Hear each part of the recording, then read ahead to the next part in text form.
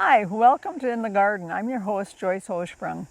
We're here at the home of Master Gardener, fellow Master Gardener, I should say, Tanya, and she's agreed to let us come into her vegetable garden. It's a little getting late in the season, but she was game to do it, so you can see there's been quite a bit already harvested, and she's got a big garden to keep up with. True. But she's going to talk us through it and some of what she grows and what she does with it all, and we'll let her start talking.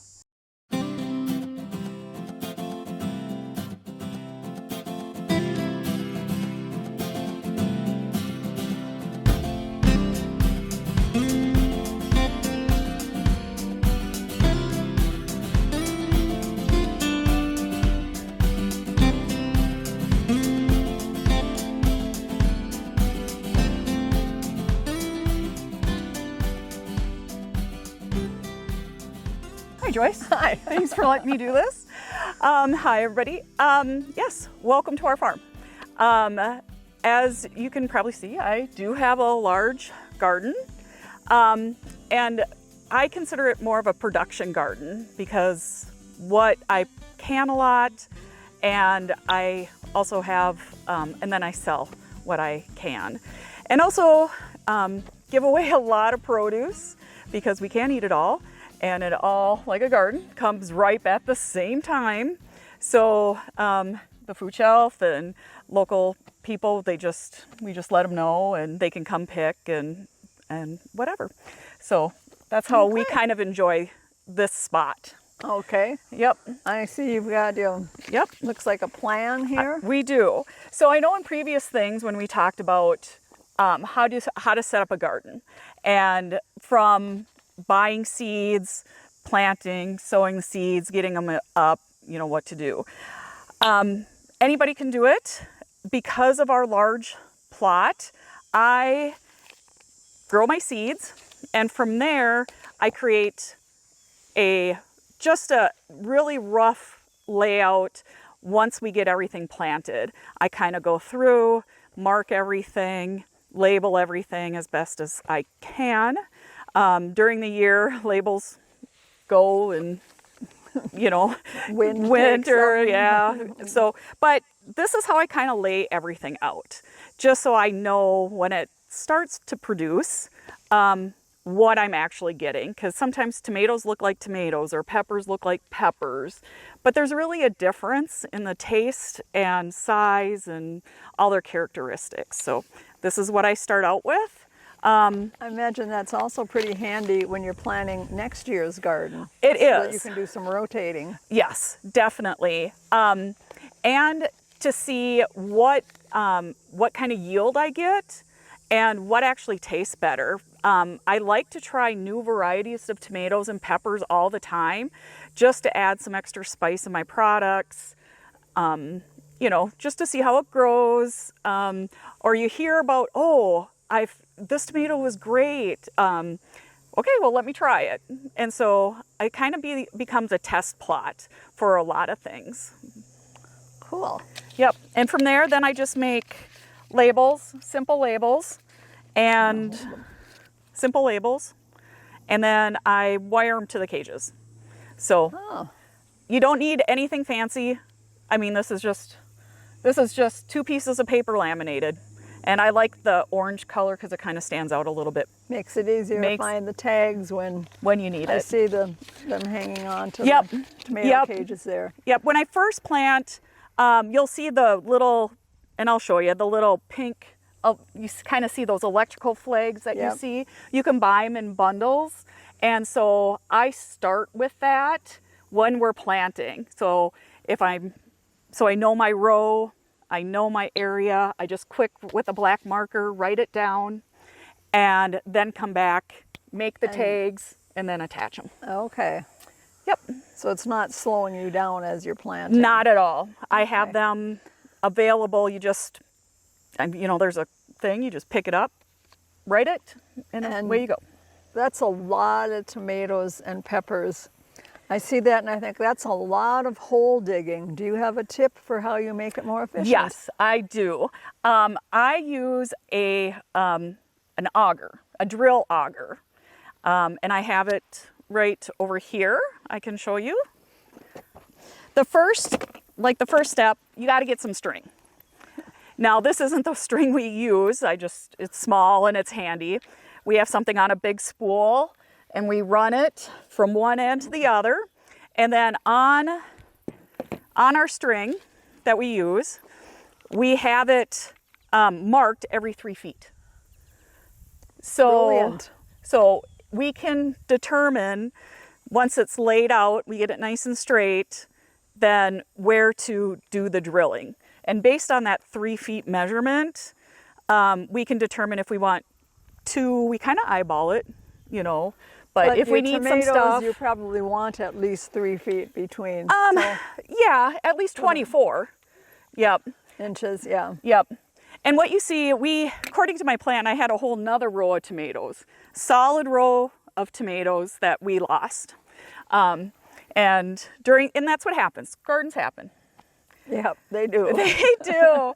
And so because of all the rain and just maybe it's the type, they grew to a certain level and then they just started dying out.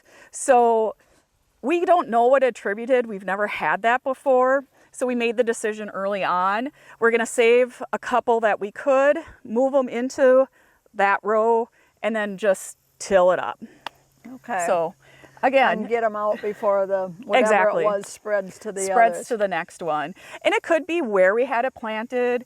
It could be because we're in a low spot. And if you look around, water, this is runs downhill. And so this was underwater quite a, it was, I wouldn't say underwater, muddy. Yeah. It was very muddy a lot. And so it makes it hard to get in. Yeah, they could have just rotted from the bottom.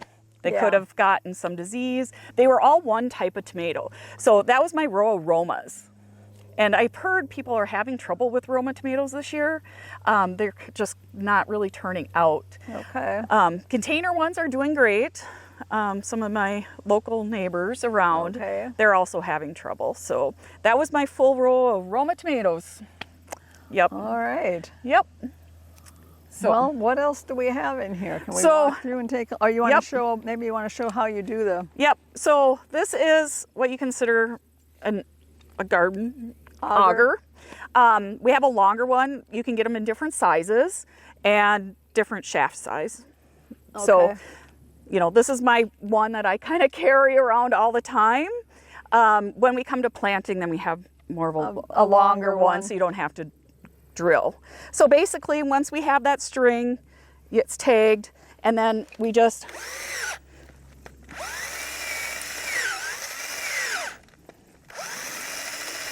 and granted, our soil is a little bit softer at the time, and it digs down this year after all the rain. Exactly, but it just drills. It makes a nice hole. I take my seed or my plant, and we drop it right in, and then all we do is come back around, even with our feet, kind of compact it, and we're done. So it saves a lot of back breaking, bending over, crawling, all that kind of fun stuff. I do a lot of crawling. We do a lot of crawling. We also have, for our root vegetables, the beets, like carrots, radishes, all that kind of fun stuff. We have a planter. Okay. A garden planter, and you've probably seen those. You push and it has the little discs that have the different types of seeds, and then they go and they go in. So it only lets out so much and in the right spacing. Yeah. So we do use that. We utilize that one a lot. With a garden this size, you would have to. Yeah. I know everybody says, "Wow, you got a big garden." I'm like, "Yep, it's a labor of love. That's what it is." So it is. So. Wow. Those are big jalapeno plants. Yeah, yep, and that's just one of the varieties we have. People think that a jalapeno is a jalapeno, but really it's not. Okay, I have to snoop here. Yep. Oh, this is an Anaheim. Yep. And so on my label, I do what the Scoville unit is, if it's mild, if it's hot, kind of where we're going So with when that. you're making salsa or whatever, you don't put in all serranos? Or... Exactly. And then it has the days, I put the days to maturity. So by the time I'm planting, where do you think I'm going to get the harvest from? How long is it going to take? If it doesn't look like it's producing, I can say, oh, it could be a 100-day pepper. I still have time yet. Okay. I still have to be patient. There's nothing wrong with the plant. There's nothing going on. And it helps me determine, how many I'm going to get. On the label, I also put the average size that I'm expected. So it gives you an idea of when to harvest. Exactly. And if all of a sudden I'm seeing like Anaheims are 6 to 8 inches, and all of a sudden these come out as a little chilly. Then you Something go, went wrong. I got wrong seed or something. Yes, exactly. And then on the back, because we do have people come out, look at the garden. Oh, I want to, and I say, oh, you can grab these peppers or grab those tomatoes, and they're curious. Yep. And so on the back, I just put a little information on what the characteristic of that pepper is. And so when people come out, then they can look and they can kind of read and wander a little bit. Take one out, try it, put their mouth on fire. You were wondering, among us master gardeners, Tanya is known as the idea person and extremely organized. So, yeah. Well, everybody has their strengths, I say. I'm not a flower person. I don't do flower beds. I do very few potted plants.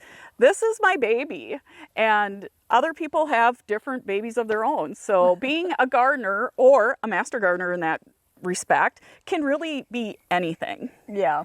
Could be anything. Whatever your area of interest and expertise is. So. Exactly. So, and I think as a master gardener group, we really feed on everybody's strengths and we work really well together and we learn. And that's the basic thing. We learn from our mistakes and, just become part of that. Well, I'm curious to see what other peppers you all have. You bet. Okay, so these are Anaheims. And as you can see, even, some characteristics of them. They're big, long.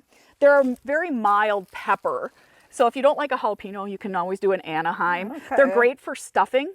Oh, they would you can stuff a nice pepper. I don't typically do green peppers, like the bells or the greens. Oh, okay. I have in the past. They're fine. They're just mild. I use them, but I found I have better luck and a more pungent taste when it comes to my canning and adding things to it to have a little bit stronger pepper than a bell. Okay, now here these look like they must be jalapenos down here. This one, did I lose my tag? There's been a lot of wind, so. That's an Anaheim. Okay, so these could be, this is a jalapeno gigantic. Okay. So these have a 7-day maturity rate, 3 to 4. So they're a little bit, I think they're undeveloped. I think they're just, they're small. They're supposed to be really big, but that's kind of how it goes. Yeah, this is a new pepper for me. We had a lot of smoky days this year, and I think that maybe delayed pollination on some things, so they got a little bit of a late start. Yep, this is a brand new one for my garden. Okay. So I have no idea. It'll be interesting to find out from you how it does. I'm always like trying different ones too. Exactly. So. There's so many different varieties. So we've tried, as you can see, we tried different cages. You can cage a tomato any way you want to. Just know that, and notice that if we get further down, your tomato, because it's an indeterminate tomato, it will grow as high as your cage, typically. It won't grow, it'll grow up a little bit, but then it'll start to kind of go over the top of it. Right, yes. And you can see those down there. And some I have just small little cages that we had, and it stops that growth. So if you're kind of wondering how that works. This is just cattle grate that got bent up into a triangle. Yep. And what are you saying you used? Hooks? I use, you can maybe see this. Yeah, there's a stake right here. So I don't know if you can see, but we have these round metal stakes. Okay. They're a little bit heavier than a tent stake. And so I was gonna say, I don't think sod staples, when these things get big and heavy and you get a wind, would. Nope, they're about 12 inches long. Okay. And a hook. And then my husband designed a little grabber, so he just takes them and pulls them up yanks when them you're ready to. when we're ready to do it. Okay, that's pretty handy. Over the years, you kind of just you try things and some things work, and if they don't, you try something else. You try it again. Good thing is there's always another year. There's always another year.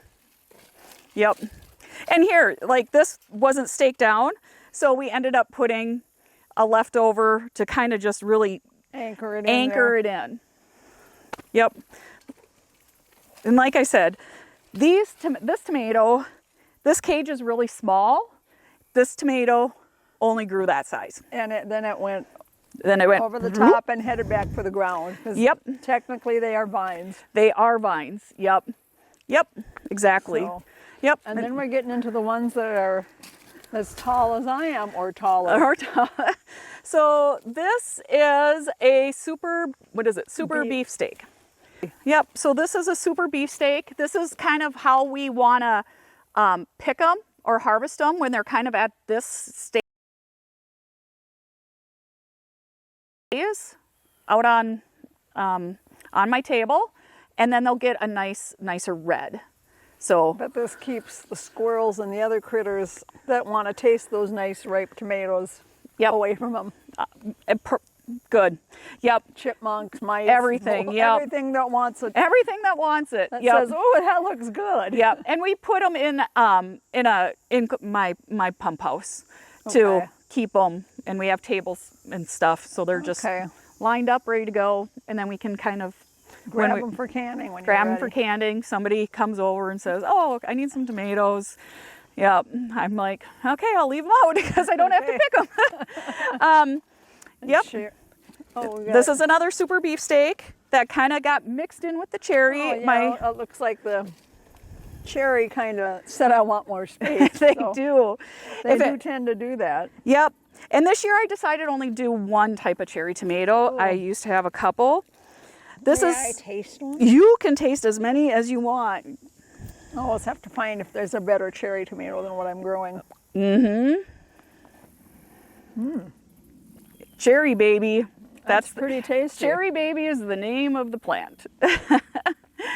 And what I like about these, when it comes to winter, some of these are, as you can see, they come on a vine, like so. I don't know if you guys can see this. Maybe I should go on this side. They come on a vine like so. And so when we're ready to harvest, we'll just trim these off, even if they're completely green, because then we'll put them, hang them. Actually, put them in a or you just box. Oh, cardboard boxes. Okay. Brown paper, and then put them on top of each other, and then they'll just continue to ripen. So we tend to use everything as possible. You cut off the trusses. Yep. Because that would be the term for these, would be trusses of tomatoes. So. Yep. Cool. And that's what we do. So we try to save and harvest as much as possible. Okay. Yep. This is a super big guy jalapeno. It has different characteristics. Is it hotter, milder? Let me check my tag. It's considered a hot. It has anywhere from 250,000 to 800 or to 8,000 Scoville. So it's on the hot side. I think one of the biggest characteristics is that it can go up to 5 inches long, and it's really thick. So if you cut really into thick walls. Really thick walls. Yeah, that's, I mean, I'm not that my hands are really big, but that's a big jalapeno. Yeah, we try, Yep, we have. This one, compared to a slice and dice, I don't know if you want to hold that up. Most people think of a jalapeno as like this size. And a slice and dice is exactly what it is. You slice it, you cut it up, you put it into different salads, or it's what you see in the store. So that, again, is a mild, or hot to mild. Same Scoville units as the big guy. Okay. Yep. That's another These one. look This like one's a different one. habaneros. This looks like a habanero to me. This is actually a Caribbean red. Oh, okay. Same Yep. family, sort of, but Same family, hot. different. Hot. Yes. Now, the Scoville units on this one is 300,000 to 400,000. So when you say hot, it's hot. And you can see too by the leaves, they're different. They're different. And it branches more and more. It's a broader Yep. plant. And they will turn, The orange, yellow, they'll red. turn a red. They will turn a red. Okay. Yep. Because I like to grow one habanero called a habanada. That's because I don't like them real hot. Yep. Because then my husband puts it in things when he's cooking. Yep. Well, some people really like spicy stuff. And let me tell you, I can add a few of these and we're in. Yeah. Yep. I can smell it. And Yep. It's not ripe yet. Now this looks very similar to the ghost pepper. Everybody's heard of a ghost pepper? Really hot. This will turn a different color too. So the redder, the more it's hot. Okay. What I found, I don't know if. And what is this one? So this one is also on the very hot scale, anywhere to 1 million Scoville units or up. So a lot These of are the people. kind I don't let in my garden. And then another hot one is what the Carolina Reaper. Yeah. I don't have any of those. I tried Okay. those last year and they just didn't produce, but I did have luck with these. So that is ghost pepper. Yep. Okay. See, and my excuse is I do a habanada, which is a mild habanero. Yep. And that's as hot as I go. And really, the Anaheims are very, very mild, and that's why people like them for like Okay. little stuffed or we put them on the grill. They're excellent with a little char on them and everything. This is called the red Peter pepper. They're fun names. Let me see if I can find a pepper right here. Kind of a wrinkly. It's a wrinkly thing. It's a wrinkly thing. This is going to be, again, more your mild to hot. It can get up to like 30,000 Scoville units, but nothing in the range of the ghost pepper or the Caribbean. Yep. Yeah. This now is, this is another red Peter. As you can see, the difference in cage, and maybe how we planted, but they're coming along. They're just they get some wrinkly, long. A little bit slower to. Yep. I've noticed some of the hot peppers tend to take a little longer to mature. Yep. And you can see this is kind of what I start out with when I start. Okay. These things.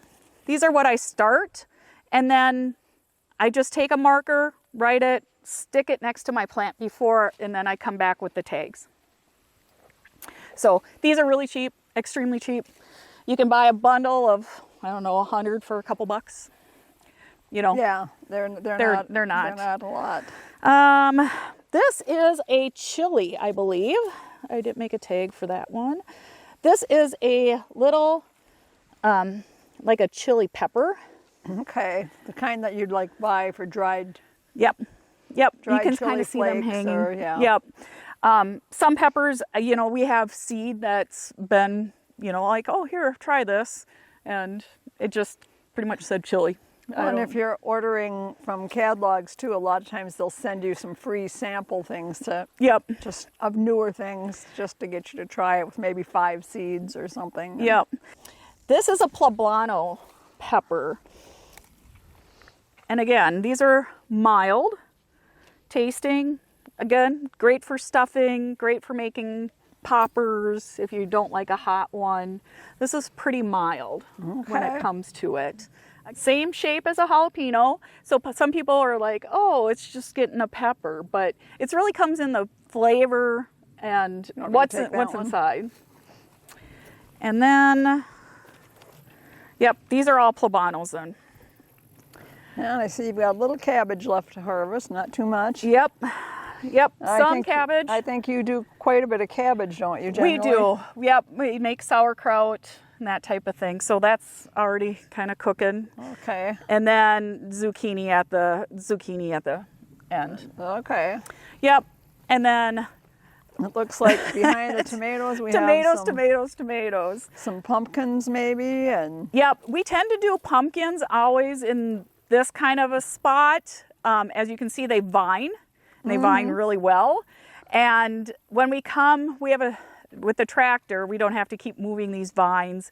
And then when they really get to this type of the season, you know, it's fine. You know, we just kind of let nature take its course, and there you have it. okay. But the kids like to come out and pick pumpkins. That's the main thing. Yeah. Do it for the kiddos. Yep. And I see your horseradish back there. Yes. That's another one that if anybody's interested, we can always do a little episode on horseradish.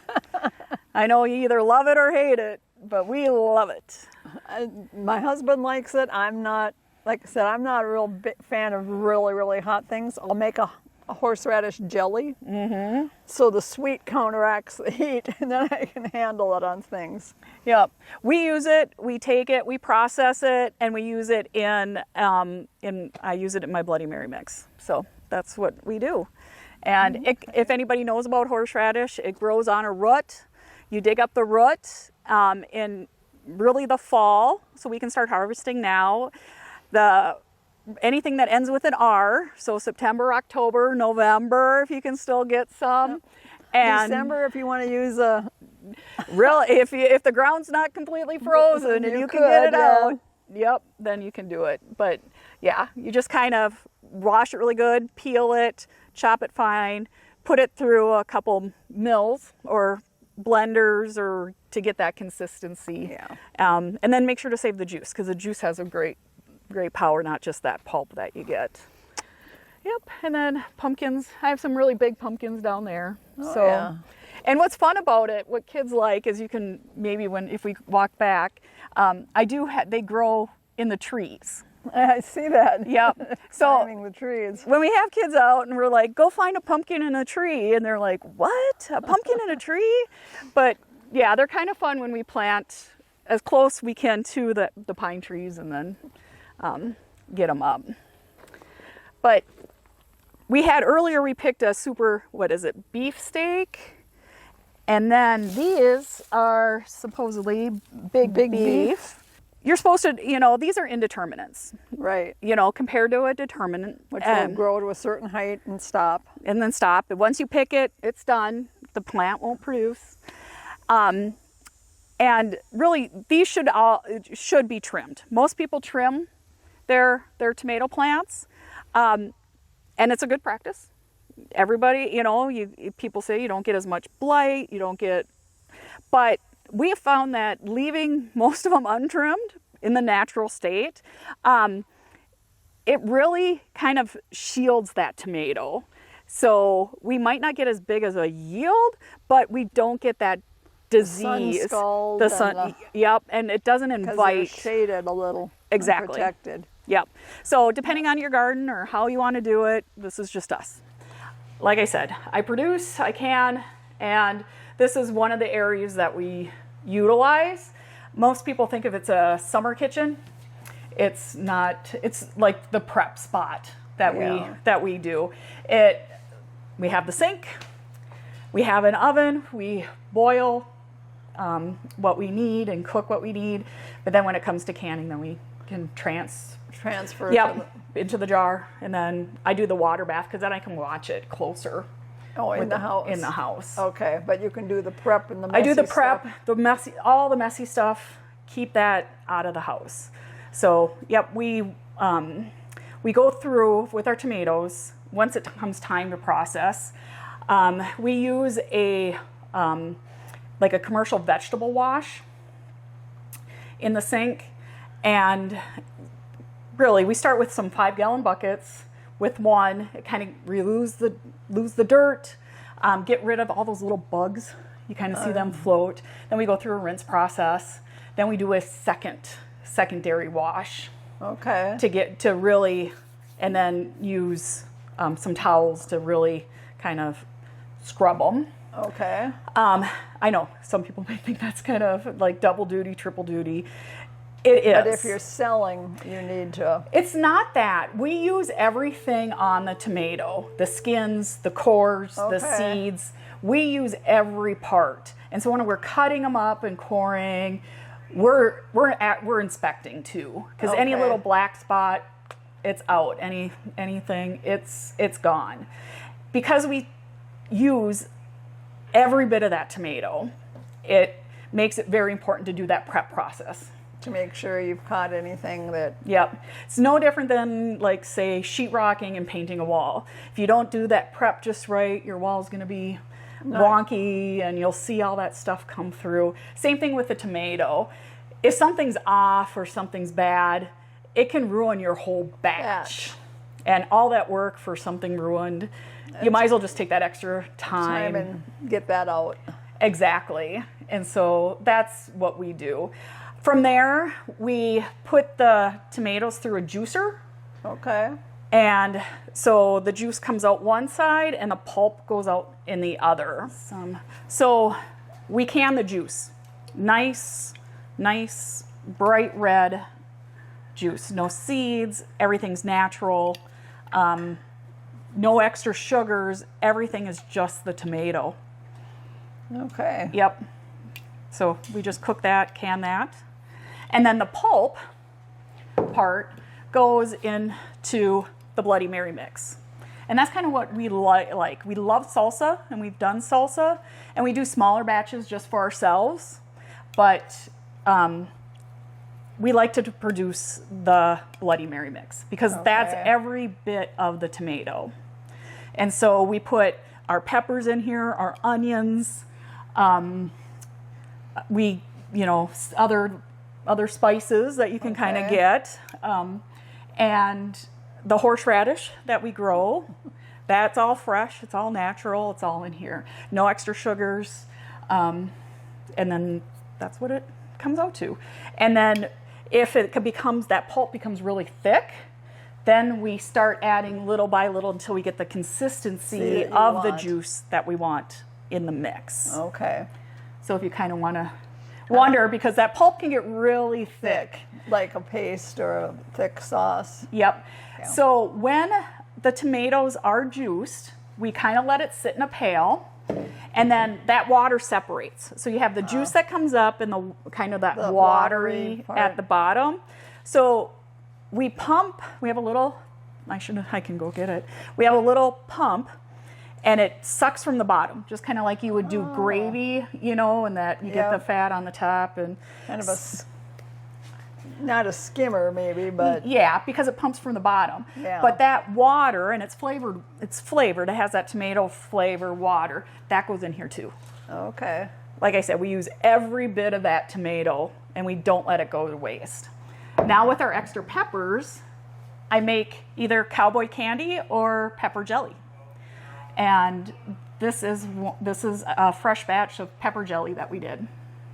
Wow, that looks like it's got a lot of peppers in it. It has a lot of peppers, and it became this gorgeous green color. What was interesting about this recipe, that's why I did a small batch, it didn't call for any pectin, and extra pectin. And pectin, as people know, makes it thick and helps it gel. Yep, all that good stuff. It called for lemon and honey. Oh. So it does have a sweeter taste. Okay. And so I'm interested. I'm going to try a pineapple one and mango. Pineapple, mango, and peppers. That's going to be my next one, hopefully this weekend. So I'm kind of excited about that. Oh, that'll be fun. It's always fun to try new things. Yep. So that's kind of what we do. We always like to experiment. I think my husband comes home and says, it's like a science lab kind of going on. Like, what are you doing today? Yeah, exactly. So that's kind of what we do here and how we make our garden produce. then I want to say thank you for letting us come out and see your garden, even though you've got it half harvested. I know.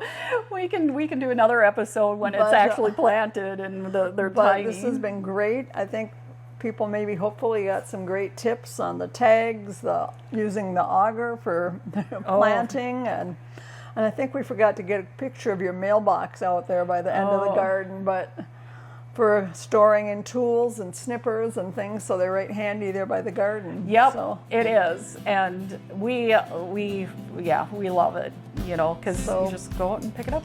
Thanks for coming with us on our tour, and Yep. see you next time in the garden. Yep, thank you.